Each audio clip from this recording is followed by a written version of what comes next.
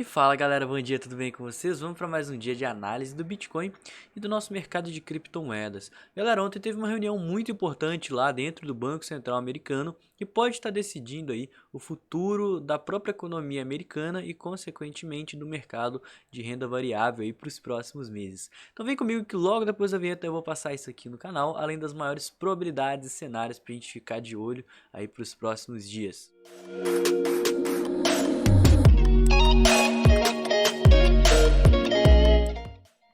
Se você não me conhece e não conhece o canal, eu queria te convidar a estar se inscrevendo, que eu posto análises diárias do Bitcoin e de todo o mercado cripto, comentando de pontos fundamentalistas, falando de análises on-chain, passando em gráficos, sentimento, notícias e tudo que esse mercado tem aí para oferecer pra gente. Queria convidar vocês também a estarem me seguindo nas redes sociais, que os links estão todos na descrição aqui desse vídeo. E se gosta desse conteúdo que eu produzo aqui de forma diária, deixa o like, né? Isso ajuda demais o canal, compartilhe com quem você acha que vai gostar também, porque isso motiva a gente a estar sempre produzindo o melhor conteúdo da melhor forma possível. Galera, vamos começar aqui falando sobre a questão do Federal Reserve, porque ontem teve uma reunião que foi onde foi discutido o que vai ser falado nas próximas duas reuniões do FONC, né, do Comitê Aberto do Mercado lá dos Estados Unidos, do Federal Reserve. E nessa reunião foi determinado que eles vão discutir sobre o aumento em meio ponto percentual na taxa de juros novamente, fato que aconteceu nos últimos 2 meses, né, e que causou uma queda maior aí no mercado, onde a taxa de juros foi de 0,25 até 0,5 por mês, até o 0,75, 1% ao mês. E depois dessa reunião, eles podem estar considerando o aumento em mais meio ponto percentual, podendo fazer a taxa de juros aí acontecer a partir de 1,5% ao mês, ou seja, tentando ainda mais, né, de uma forma mais intensa, frear a inflação dentro dos Estados Unidos. Então ontem os integrantes do Comitê da Política Monetária do Federal Reserve eles sinalizaram novos aumentos na taxa de juros básica em meio ponto percentual nas próximas duas reuniões de junho e de julho, né? E além disso, os membros do Comitê Aberto, do Mercado Aberto, eles indicaram uma postura restritiva da política monetária que pode se tornar apropriada dependendo da evolução das perspectivas econômicas e dos riscos para essas projeções. Ou seja, a inflação está alta, eles estão tomando medidas para conter essa inflação e aparentemente isso não está segurando muito bem. Os integrantes eles destacaram a necessidade de subir os juros para combater a inflação, que eles passam a ver como uma ameaça importante ao desempenho da economia e que corria o risco de subir mais sem a ação do Banco Central americano, ou seja, a inflação pode ser que ela continue subindo. E os riscos de uma inflação ainda mais inclinada também, né, devido aos problemas de oferta global em curso, a guerra na Ucrânia e também os lockdowns que vem acontecendo lá na China, né, os novos lockdowns. Então eles estão com medo da economia ela sentir ainda mais impactos devido às tensões globais. Além disso, né, a ata que o Fed ele debateu ontem mostra sobre a melhor forma de conduzir a economia em direção a uma inflação mais baixa, sem causar uma recessão ou elevar a taxa de desemprego, ou seja, eles estão querendo fazer isso sem causar mais pessoas para ficarem desempregadas por causa da própria alta dos preços, inflação, né, corte de gastos dentro das empresas e também uma recessão. E também, galera, outra coisa que eu queria destacar é que os dados começaram a indicar que a inflação pode não estar mais em uma tendência de piora, coisa que a gente vem vendo aí nos últimos meses. Ou seja, a gente que veio passando por fevereiro e março, né, meses cujos quais tiveram a maior alta da inflação mensal desde os anos 80, desde a década de 80, estão começando a ter uma diminuída justamente devido a essa redução de estímulos na economia que o Banco Central americano vem fazendo, sem falar do aumento da taxa de juros. Por conta disso, eles estão aí querendo aumentar ainda mais a taxa de juros para tentar frear mais essa inflação e ela chegar aos níveis neutros, né? Ou seja, parar de aumentar os preços lá dentro dos Estados Unidos. E eles vão continuar tomando essas medidas, né, enquanto for necessário. Mas ao mesmo tempo, eles concordaram que era muito cedo para ter certeza que a inflação atingiu o pico, justamente face às instabilidades globais. Outro ponto bacana é que todos os participantes também apoiaram os planos de redução de compra de títulos, que ocorre a partir do dia 1º de junho, funcionando paralelamente aos aumentos da meta da taxa de juros para firmar a orientação da política monetária. Ou seja, essa redução aí das compras de títulos basicamente se dá com as vendas da hipoteca para permitir que progresso adequado em direção a uma carteira de prazo mais longa composta principalmente de títulos do Tesouro, ou seja, títulos lá do governo americano, né, do tesouro direto deles, onde devido ao aumento na inflação e também na taxa de juros, eles vão estar investindo em uma carteira mais conservadora, né, uma carteira aí de renda fixa com rendimentos mensais aí mais seguros. Então, como eles falaram bastante, né, isso foi o comitê que eles discutiram as atas que serão comentadas, né, serão debatidas para ver se elas serão aceitas nas próximas reuniões. As próximas reuniões elas vão acontecer no dia 15/6, né, olha só, dia 14 e 15 de junho, mês que vem. E também, né, para acabar de bater o martelo, eles vão fazer uma reunião aqui no dia 6 de julho, né? Olha só, a reunião referente aos dias 14 e 15 para saber se eles mantêm a decisão, né, ou então eles voltam atrás. Então as reuniões lá do FONC, né, que são as reuniões do Federal Reserve, elas são basicamente compostas assim: eles fazem uma ata, eles votam para ver se essa ata vai entrar em vigor, né, e de fato começam a executar isso, e na outra reunião, né, referente a essa primeira reunião que eles fizeram, eles veem se é mais viável manter ou não essa decisão. Essa notícia que eu passei para vocês, ela se estende bastante, né? Tá falando aí sobre perspectivas. É bem legal quem quiser dar uma lida aí para estar sabendo um pouquinho mais de mais detalhes, porque eu não consigo adentrar tanto nela. Ela tá lá no Telegram junto com uma série de notícias que eu tô postando aí de forma diária, que são as nossas Crypto News, né? As nossas Crypto News aí da manhã para começar o dia. Então, clica aqui no link aqui embaixo e entra lá no meu Telegram para vocês estarem conferindo. Pessoal, vamos falar de order book, vamos começar a nossa análise do mercado cripto, né?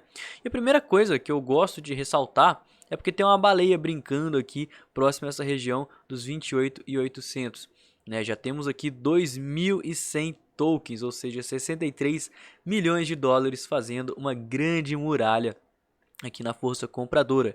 E o que acontece? Atrás dessa muralha não tem tanto token alocado, ou seja, se essa baleia que está aqui colocando e tirando tokens, quando o preço chegar perto da ordem dela, se ela cancelar essas ordens, muito provavelmente o preço vai passar direto e vai pegar o stop de muita gente. Tá, então cuidado com esse nível, cuidado com a red zone que eu falo para vocês, vou passar daqui a pouco.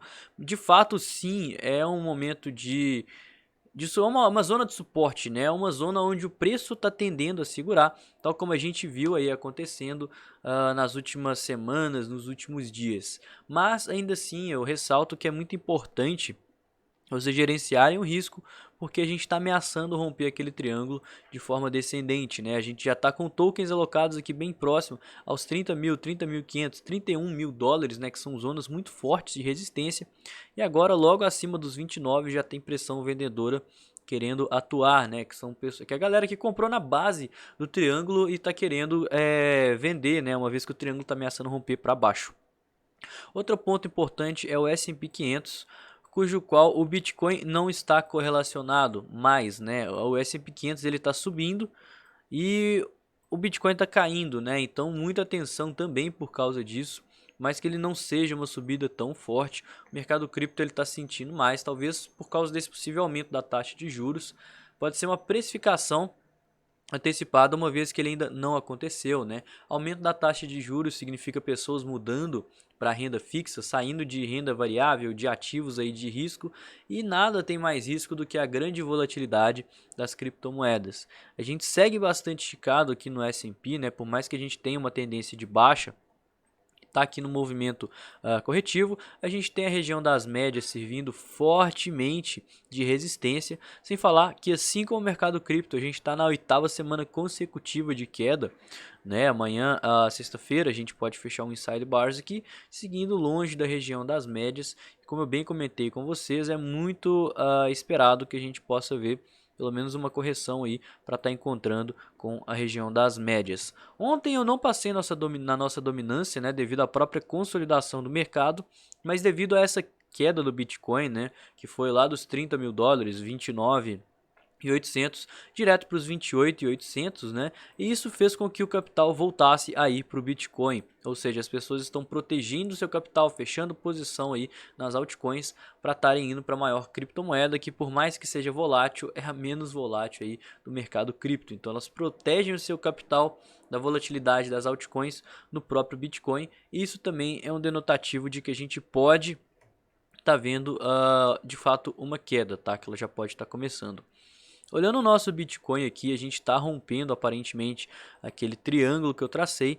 Primeiro porque a gente teve fechamento, tá? Foi uma barra bem forte, olha só. Foi uma barra de força, um corpo bem cheio aqui, fechando abaixo dos limites do triângulo, juntamente com uma barra que também já está aqui nas mínimas de negociação. A gente teve um volume considerável, né? Quase que 2 vezes acima da média dos volumes aqui da consolidação dos últimos 20 candles, e a gente está dentro da red zone. O que não pode acontecer? A gente não pode perder essa red zone, tá? A gente ainda pode ter uma força compradora bem considerável aqui para estar fazendo disso um falso rompimento.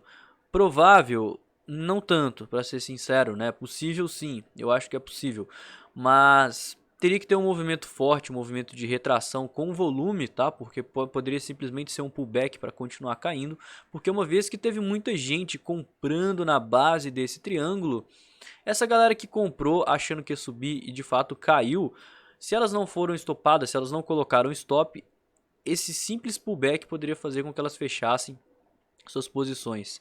Ah, mas e se a gente tiver caído, né? Porque teoricamente aqui é uma zona de suporte. E se aqui segurar?